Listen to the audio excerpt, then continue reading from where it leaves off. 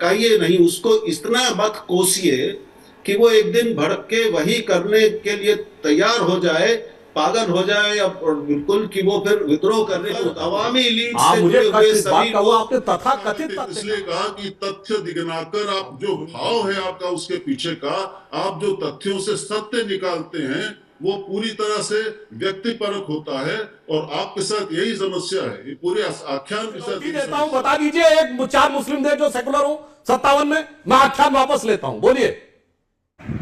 Hello friends, हमारे इस channel में आपका स्वागत है। जैसा कि आप जानते हैं, सुधांशु त्रिवेदी बीजेपी के तेज तर्रार प्रवक्ताओं में से एक हैं। आज उन्होंने वरिष्ठ पत्रकार राहुल देव को बहुत ही अच्छी तरह से हिंदुओं और बांग्लादेश के मुद्दे पर धोया है। पूरी वीडियो देखने के लिए वीडियो के अंत तक बने रहें। धन्यवाद। ये अनुरोध करूंगा आपसे, एक चैनल के नाते, एक बड़े एंकर के नाते, और यहाँ जितने लोग मौजूद हैं उनसे, कि हमें इस समय बहुत सावधानी से अपने शब्दों का चयन करना चाहिए और अपनी भाषा का चयन करना चाहिए। You're right. हमारा काम जो हो रहा है मसाले के दिखाना और बताना है। हमारा काम लोगों को भड़काना नहीं है। Absolutely. बांग्लादेश की तस्वीरें दिखा के, बहुत एक उत्तेजनापूर्ण भाषा का इस्तेमाल करके अपने यहाँ भारत के हिंदुओं को भड़काना, ये मीडिया का और हमारा और आपका काम नहीं है। बहुत ज़्यादा जिम्मेदारी की ज़रूरत इस वक्त हम सब पर है, हम सबकी, और उसमें सारे नेता, सारी पार्टियां भी शामिल हैं। सलमान खुर्शीद ने अक्सर ऐसे बयान दिए हैं जिससे कांग्रेस पार्टी को अलग होना पड़ा है और उनको वापस लेना पड़ा है, और उन्होंने शर्मिंदा देश को भी। और ये जो उनका बयान है, ये बहुत गैर जिम्मेदार बयान है और मैं इसकी सख्त निंदा करता हूँ।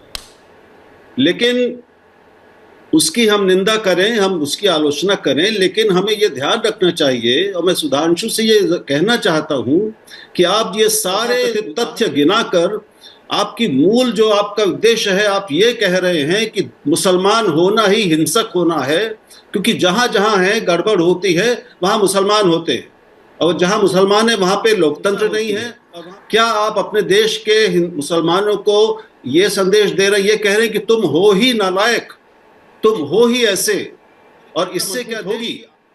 क्या ये भारतीय लोकतंत्र ऐसे चलेगा कि आप एक समुदाय को, इसको अंग्रेजी में आप भी जानते हैं, इसका मतलब घेटोइजेशन, आप उसको एक वैचारिक घेटो में उसको धकेल लें। घर के लड़के को लगातार रोज कहें कि तुम गुंडे हो, तुम बदमाश हो, तुम घटिया हो, तुम ऐसे हो, तो एक दिन वो तन के खड़ा हो जाता है कि अगर मैं ऐसा ही हूं तो ठीक है, मैं बन के दिखाता हूं। क्या हम ये करना चाहते हैं अपने देश में? जैसे भी हैं, जो जैसा भी है, मैं जवाब दे दूं। इस देश को अगर हमने आगे लेके जाना है तो सबको साथ के अलावा कोई दूसरा विकल्प नहीं है। सतीश ठीक कह रहे हैं, ये 18-20 की राजनीति चुनाव जितवा सकती है, लेकिन ये देश को एक नहीं से मजबूत नहीं कर सकती, और उसको उसमें एकात्मता, एकता, अखंडता को सुनिश्चित नहीं कर सकती। किसी को भी, किसी भी वर्ग को, किसी भी धर्म को भड़काइए नहीं, उसको इतना मत कोसिए कि वो एक दिन भड़क के वही करने के लिए तैयार हो जाए, पागल हो जाए, और बिल्कुल कि वो फिर विद्रोह करने को उतारू हो जाए। सुधांशु जी, एक मनोविज्ञान होता है मनुष्य का, थोड़ा सा उसका ध्यान रखना चाहिए।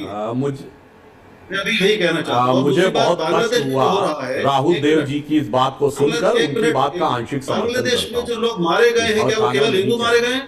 परंतु मुझे बहुत कष्ट हुआ कि उन्होंने वहां पर अवामी लीग से मुझे जुड़े हुए कष्ट सभी हुआ, आपने तथा कथित तथ्य कहा। अरे सुनिए, ऐसा है कि मेरी बात सुनिए, इसलिए कहा कि तथ्य दिखलाकर, आप जो भाव है आपका उसके पीछे का, आप जो तथ्यों से सत्य निकालते हैं वो पूरी तरह से व्यक्तिपरक होता है, और आपके साथ यही समस्या है, ये पूरे आख्यान के साथ यही समस्या है। ओके, अब मैं जवाब ले रहा हूं सुधांशु जी का। सुधांशु जी, तो सर मैं चुनौती देता हूं, बता दीजिए एक 4 मुस्लिम देश जो सेकुलर हो, वापस लेता हूं, बोलिए। क्या 4 मुस्लिम देश बताइए जो सेकुलर हो, आख्यान वापस लेता हूं अपना। 57 है, बोलिए सर। सवाल इसका नहीं है, हमें भारत की बात करनी है कि हमें दुनिया के मुसलमान। अब ये सवाल नहीं सर, तो फिर ये मत कहिए आपके सामने रख रहा हूं। सवाल इसका नहीं है, सवाल इसका नहीं है, ये है ही नहीं। हम भारत की बात कर रहे हैं कि हम इसका भी इस्लाम की बात कर रहे तो हैं। दूसरा सवाल बता दीजिए फिर क्या है। चलिए वो भी मैंने अंग्रेजी में अच्छा कहते चलिए हैं भारत में एक इस्लामिक अच्छा चलिए सर, अब भारत में बताइए जो दूसरों को जरा स्थान देती हो। एएमयू SC ST OBC का आरक्षण खत्म, JNU sorry Jamia Millia SC ST OBC का आरक्षण खत्म, कश्मीर मुस्लिम स्टेट हो गई SC ST OBC का आरक्षण खत्म, मदरसे SC ST OBC को आरक्षण नहीं। बता दीजिए सर, भारत में बता दीजिए सर। अब मैं जवाब दे दूं, अब मुझे अनुमति है मैं जवाब दे दूं सर। अब मैं जवाब देता हूं। रुकिए, मैं जवाब दे रहा हूं आपको सर। अब मुझे बोल लेने, या तो आप बोल लीजिए फिर सर मैं बोल। एक अब मैं जवाब दे दूं सर, आपने तो काफी बात कह ली। अब मैं अपना, अगर आपकी अनुमति हो तो जवाब दे दूं। आप तो हर बात हर वक्ता के बाद बोलते हैं। अब मैं आपकी बात का समर्थन करता हूं। अब मैं आपकी बात का समर्थन करता हूं कि भड़काना नहीं चाहिए, पर राहुल जी भड़काया किसने? सारे मुस्लिम खराब हैं? यह बताइए, इस देश के लिए शहीद होने वाला भारत का पहला गैलेंट्री अवार्ड विनर कौन था? ब्रिगेडियर मोहम्मद उस्मान। उत्तर प्रदेश में आजमगढ़ के रहने वाले थे। कोई सेक्युलरिज्म के सुरमा की फोटो दिखाइएगा ब्रिगेडियर मोहम्मद उस्मान के घर पे। आजमगढ़ में आतंकवाद के आरोपियों के घर पे जाके सिजदे किए हैं। वीर अब्दुल हमीद 2015 में एक गया हो सेक्युलरिज्म का सूरमा, एक गया हो। मैं गारंटी से कहता हूं, मोदी जी ने उनके पूरे परिवार को बुलाकर उनको सम्मानित किया। उनकी पत्नी भी थी, उनको सम्मानित किया। बुरहान वानी के नमाजे जनाजा में जाते, डॉक्टर APJ अब्दुल कलाम के नमाजे जनाजा में एक गया हो तो बताइएगा। या खुशीद ने बोला था, इन्होंने अफजल गुरु के लिए बोला, कहते हैं अफजल हम शर्मिंदा है, तेरे कातिल जिंदा है। कौन है कातिल? यूपीए की सरकार या सुप्रीम कोर्ट या राष्ट्रपति? बताइए उनमें से। डॉक्टर कलाम के कलाम मेमोरियल पे कोई एक गया हो तो दिखाइएगा। और ये बताइए, इस देश में तो अमीर खुसरो भी हुए, जिन्होंने कहा छाप तिलक सब छीनी तो से नैना मिलाए के। अब्दुल रहीम खान खाना हुए, रस खान हुए, जिन्होंने कहा मानो इतना बड़ा कृष्ण भक्त कवि, एक बार कभी उसका नाम। और मैं कहना चाहता हूं, गंगा जमुनी तहजीब वर्ड कहां से आया है? दारा शिकोह जो औरंगजेब का बड़ा भाई था, जिसने किताब लिखी मंजुमल बहरीन, यानी दो समुद्रों का मिलन। उसने इस्लाम और हिंदू धर्म के बीच में एक सामंजस्य छोड़ा।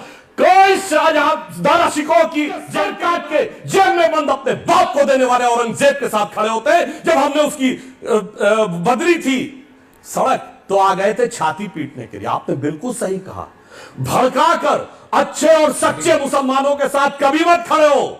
अपराधी और आतंक। डॉक्टर कलाम से बड़ा साइंसदान पिछले 200-300 सालों में इस्लाम में नहीं हुआ, मगर वो जैसे ही आ गए वो उसके साथ हो गए। बताइए, वो भाजपा ही हो गए। अब बताइए, आज की डेट में मैं मुल्ला मौलवी इराम जो उलेमा और इकराम की बात नहीं कर रहा हूं, पर पॉलिटिकल क्लास में हमारे केरल के गवर्नर से बड़ा आलिम फाजिल मुसलमान हो तो बताइए, उसके साथ नहीं खड़ा होना है। हमें किसके साथ खड़ा होना है? कौन भड़काता है? जाकिर नायक शांति का मसीहा, इसरत जहां बेटी है, याकूब मेनन की जुडिशियल किलिंग हुई है, अफजल हालात का मारा है, बुरहान वानी भटका हुआ नौजवान है, और जो 26/11 हुआ वो RSS की करतूत था। 93 के मुंबई के ब्लास्ट, वो बिल्कुल सही कहा। इन लोगों ने भड़का कर आज पूरे मुस्लिम समाज को अपराधियों और आतंकवादियों के साथ जोड़ दिया है। हम उत्तर प्रदेश के रहने वाले हैं। इसी उत्तर प्रदेश की पहचान अब्दुल रहीम खान खाना भी है, इसी की पहचान रस खान भी है, इसी की पहचान में मुसलमानों का पहचान क्या बना? अबू सलेम, छोटा शकील, मुख्तार अंसारी, अतीक अहमद। बिल्कुल सही कहा है राहुल देव जी ने।